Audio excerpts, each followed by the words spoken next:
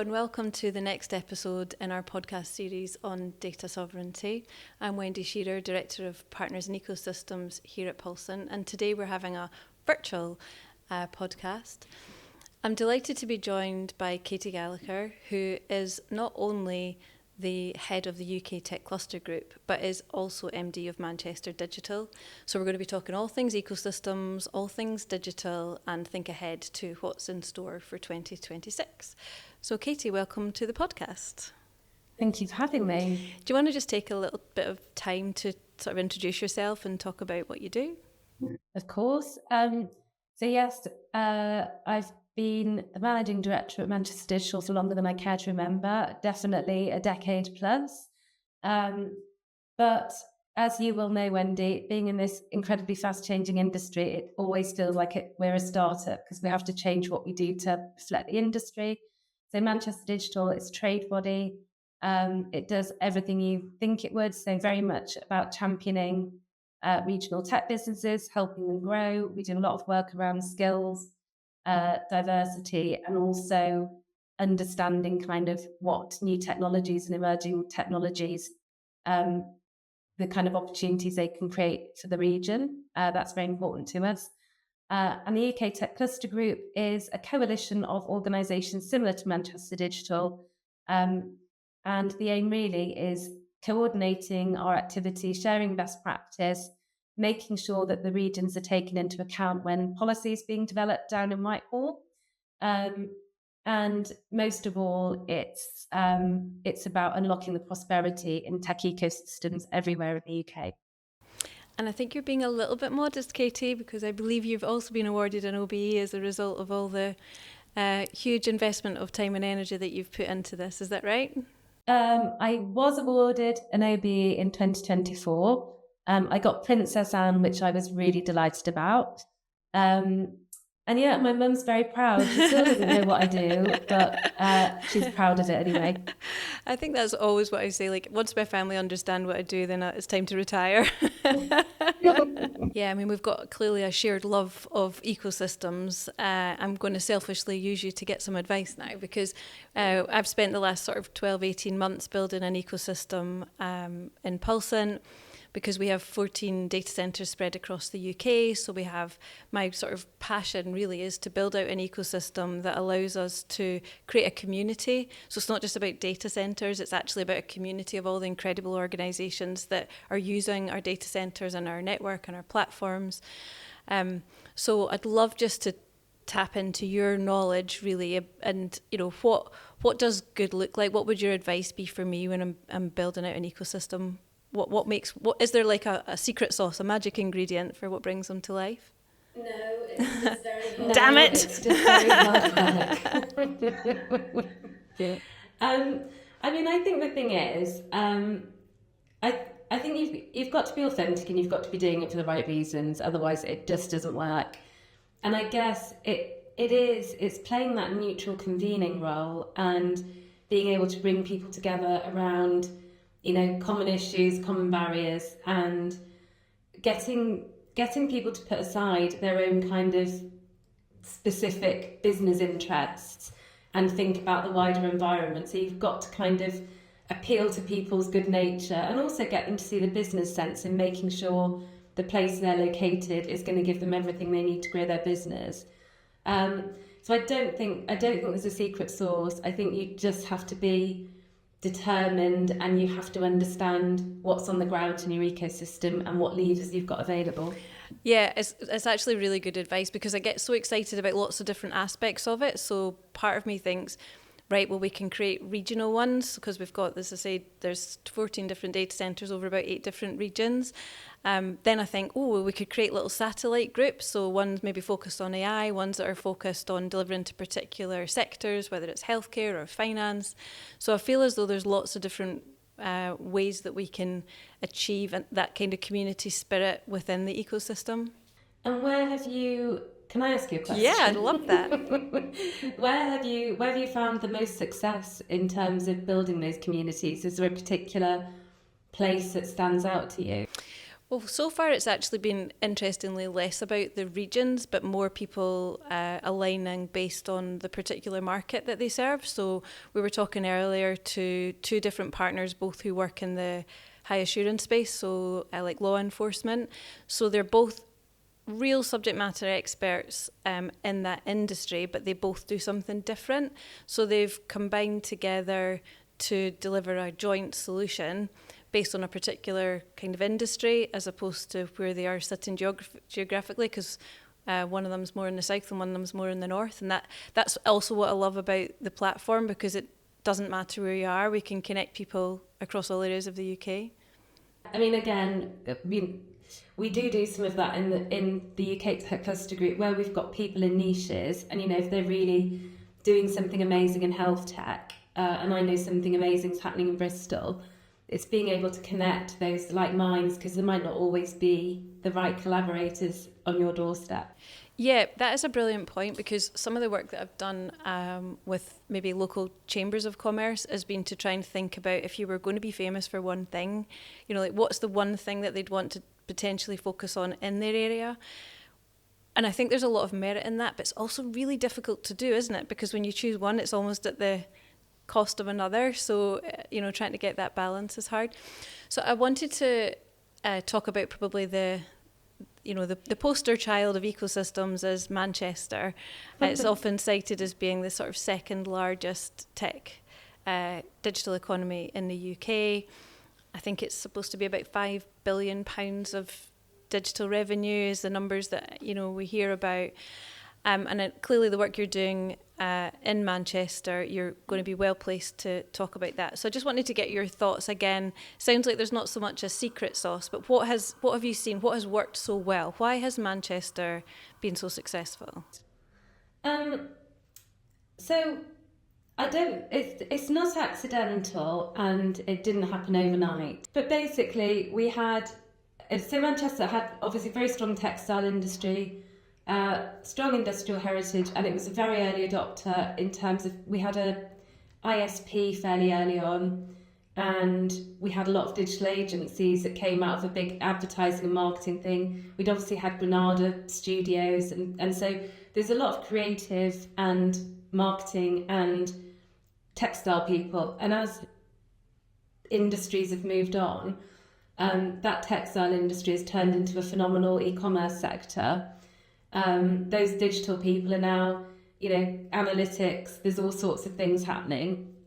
And as Manchester's gathered momentum, there's kind of been key points, I guess, in the development. So the BBC moved here, but really importantly, they moved a lot of the R&D activity here. So it brought some really high value stuff to the region, and we're absolutely seeing the benefits of the people that have since moved out of there and into other companies. We've got quite a lot of homegrown successes, but because of the maturity and the density we have here, and I think probably because London is so expensive, we've welcomed we've had kind of, 5 or 10 years ago, the sector was very small companies. And now, we've got so many FTSE 100s, we've got 6 unicorns. And I think a lot of that is, we've had good civic leadership. Andy Burnham's very high profile, so that's really helped kind of draw attention. And he's very passionate about what AI and technology can do for the region in terms of economic growth. And we've developed some specialisms. So interestingly, GCHQ moved to Manchester a few years ago, and I mean they've moved in a fairly sizable way, and I wouldn't have said we had a massive cybersecurity sector before that, but their move and the supply chain that's come with them, kind of 5 years on, we're now seeing loads of startups in that cyber kind of product space and the R&D space. And so actually you need some of those big things, I think, to coalesce around, and you need the universities leaning into all of that. And I think that's where that development comes from. But I would say it's been a good kind of 15-year process of building and growing. Yeah, let's not sort of forget, as you say, the hard work that's gone into getting it there. So that is actually really interesting, isn't it? Because it sounds like what you're saying is it does make sense to focus on one or two key things. You talked about the digital space there, and almost create strong roots from that. And then once you've got those roots established and you're up and running, then you can start to add things on, like you were saying there about the cyberspace. So it does sound like that works. I mean, I think a lot of it happens organically. I think the sector was here before, definitely before the public sector really had understood how to grow and develop tech. Because obviously the sector is innovative by design. And I think possibly one of the reasons Manchester has been so successful is it's a diversity of tech. So when you look at someone like Cambridge, their success is very much underpinned by what happens in the university and, you know, spinning out and all that kind of stuff. And it's very deep tech. Whereas I think Manchester has a really healthy mix of different industries, which has meant it's been fairly buoyant. Even when we've had economic shocks, it's kind of managed to continue. So I think whilst we do have some specialisms, I'm always very cautious about not tipping ourselves in one direction or another, really. Makes sense. And actually that sort of concept of diversity, I know you personally are a huge advocate for diversity in all its different shapes and forms.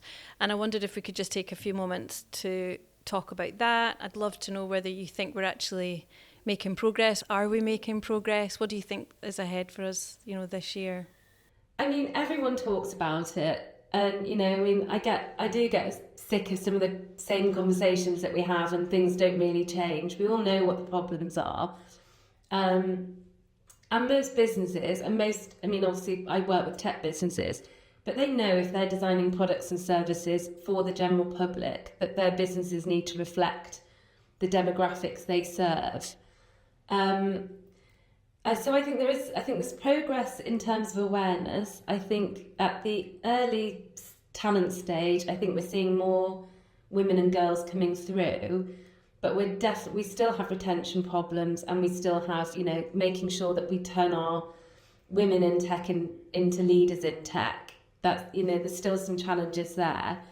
And we saw, some of the big global organisations absolutely dial down their activity in that area, which is personally gutting to see.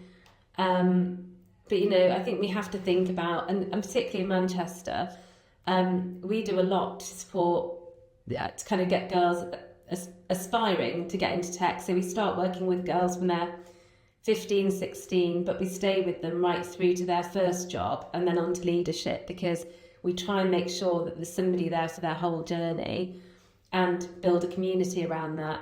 But equally, Manchester Digital, the thing that we are incredibly passionate about is social mobility. So we have this incredibly wealthy city centre, and we're surrounded by some of the most deprived parts of the UK. So a lot of the work we do is trying to go out into those communities and talk about the opportunities, and in fact, not just talk about the opportunities in tech, create those opportunities. So we will go to community centres, youth clubs, wherever we need to, where it's not the usual suspects, and try and get those people work placements, try and retrain them, upskill them, whatever, because we really believe that that's important for the future. Couldn't agree more. I think that's amazing, and it's a win-win, right? Because there's a skills shortage, and so there's 50%. There's lots more people out there for us to tap into. It's a much bigger pool of talent, and also I think what I'm so excited about at the moment is the opportunity to sort of democratise that across the UK. And as you say, you talk about Manchester, but a lot of that's actually in the city, so let's take that wider out. And then you've created, there's this huge demand for the skills, and there's this huge opportunity to bring more people into the industry, so win-win. Yeah, and I think, the things that probably worry me are, unless we get ahead of this, there's a chance that AI and some of those data-driven economies will actually exacerbate the exclusion and the skills gap. And I think, there's been a 20% drop in graduate and early talent placements this year, which some employers are saying is down to AI replacing some of those roles in tech. But also it's kind of economic uncertainty and companies have gone into kind of short-term thinking. The thing that really worries me is that we don't close that 20% gap. And the people that are hiring mids and seniors, as the economy picks up in 3 to 5 years, we're going to be right back where we were. There won't be any mids because nobody's trained any juniors. So we need to really think about what do junior tech roles look like in an AI first economy. Yeah, brilliant point. And do you get the feeling that people are thinking about that? Or is it something that keeps you up at night but nobody else? I mean, I was on a call with 2 CEOs this week, and they were like, "Yeah, we've not hired any early talent for 18 months because we've replaced those jobs with AI, blah blah blah." Or there's third-party technologies that now do the stuff that juniors do. So I'm going to spend 2026. It's not gonna keep me up at night. I need my beauty sleep at this age. But I'm going to figure out what those junior roles look like. I'm going to get a bunch of our CTOs together and bash out what we need to do so we don't head into this avoidable blindly chasm. Yeah. Great point. You're very welcome to come along, but yes, please. Yes, you can help I'm me. in. Yes. Okay, so I want to sort of touch on data sovereignty. So the theme of this podcast series is specifically on data sovereignty. And I think data sovereignty and tech ecosystems are just a great combination. What we are seeing is a real rapid growth in demand for sovereign UK solutions, both from our clients and from our technology providers who are building great solutions, and they want to be building them on sovereign platforms. So I'm interested just to get your perspectives on that and see if that sort of reflects what you're saying. I think, given all the kind of geopolitical stuff that's going on, data sovereignty isn't something that people were even talking about a couple of years ago in that sense. But yeah, it's definitely important to the businesses we work with. And I absolutely see it as an economic opportunity for the regions. I think, being able to attract the data centres in, being able to and those companies capitalising on that demand, and like you say, building those communities around where there's data centres, compute power and everything else. I think that gives an opportunity to some of the regions that are, probably behind the curve. I think if you've got that compute power, you've got the connectivity, in terms of the demand that AI will cause, and combined with data sovereignty, I think you've got such a big economic opportunity on your hands as a local authority or combined authority. Absolutely agree. It's almost like there's a new currency. Because if you've got access to the grid, if you've got access to power, then it gives your region a completely new opportunity. So I think it's really exciting. It could be quite a turning point for some of the regions, and that, again, that opportunity to sort of spread the digital economic growth right across different areas of the UK. Yeah, I would agree with that. And I think the other thing, there's a slight sort of juxtaposition, right? Because on one hand, we're both really passionate about driving digital economic growth. And we want to make sure that that's across the UK, but there's also that sort of feeling of, you're kind of like down on the south. And I want to get your thoughts on that. Are we trying to all fight over the same slice of the cake, or are we trying to kind of bake a bigger cake, I mean, there's definitely some rebalancing to be done. I mean, the Northern Powerhouse remained a kind of phrase. It never really got beyond that. And so I think in terms of, I think where there is an imbalance is basically down to infrastructure. So obviously our rail is creaking at the seams. Manchester again has more of an opportunity because we've had devolution for a while and we've had control over buses and different things. So and hopefully we'll be able to do some stuff with rail. But in terms of the London angle, and I think like I said, when we did UK Tech Cluster Group, it's everywhere except London. But that said, I very, very much believe London is an asset. It's a global city. It's a global magnet for financial services. and talent. We've got great, and the same with Oxford and Cambridge. And I think the thing that we've got to do and actually we do that to some extent, or some regions do, is understand what we can leverage from London. And actually we find in Manchester, somebody might land in London, but if they want to grow a tech team, or whatever, it's very expensive and hard to do that in London. It's much easier to do that in a Bristol or a Manchester, where you can still get the talent, but it costs a lot less and your property costs a lot less. So I completely agree. I think for me, we just, in the previous podcast, we were talking about interoperability. And actually for me, this is about use the magnetic appeal. Like London is a global destination and it gets us on the map. We're in a global economy, so let's use that.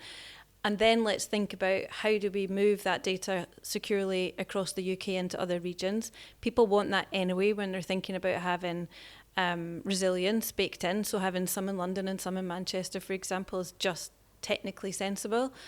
So yeah, I think it's about how we leverage it, not how we compete, is the way I kind of put it. Yeah, and I think that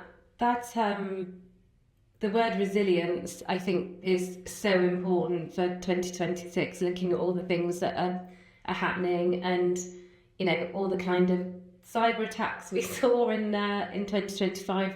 Probably we'll see some similar again this year. So, yeah, I think how you manage your data is just becoming more and more critical, isn't it? Yeah, I agree. And I'd love to touch on just a little bit.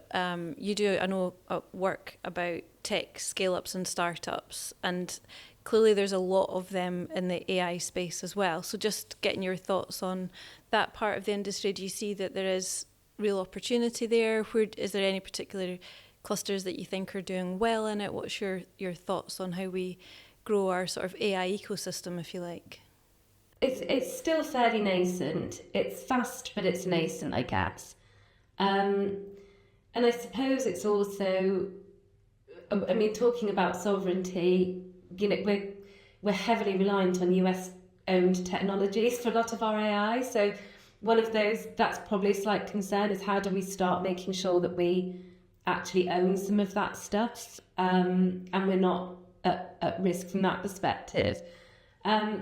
But I think, if you're going to be a good AI ecosystem, you need the compute and the power. You need the applied demand. So I guess places that have got big problems to solve with manufacturing, health, public services, those kind of things, have an opportunity. And then I guess you do need that secure, compliant data stuff built in.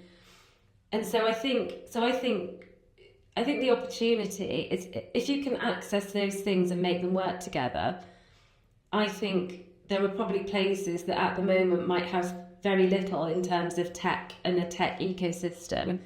But for the future, if you've got those things, I think you could build something really, really successful.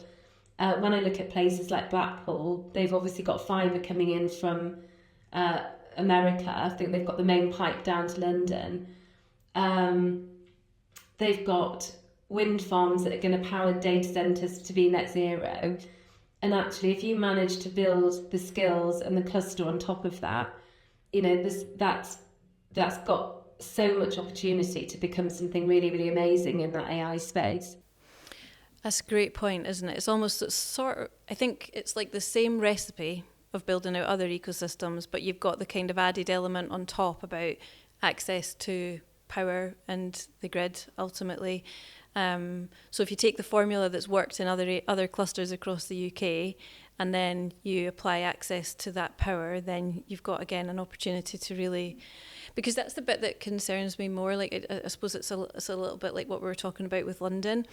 I feel as though this is a global economic opportunity, and we need to make sure in the UK that we have a voice, that we're playing a big part of that. And that's where I think the ecosystems can really come into their own, because we need to leverage all the different things that we have in the UK to make sure that we have a voice globally.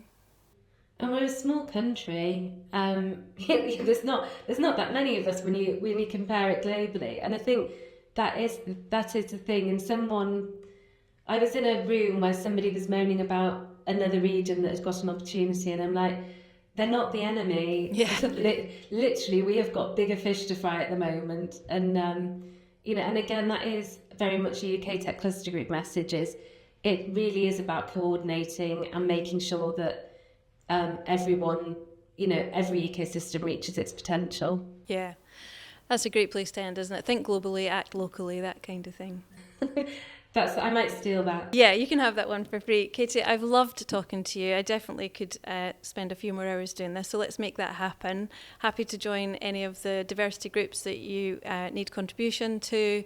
But just wanted to say thank you so much for taking the time to talk to us today, and I look forward to meeting you in person next time. Me too, and thank you so much for inviting me. Great. Thanks, Katie.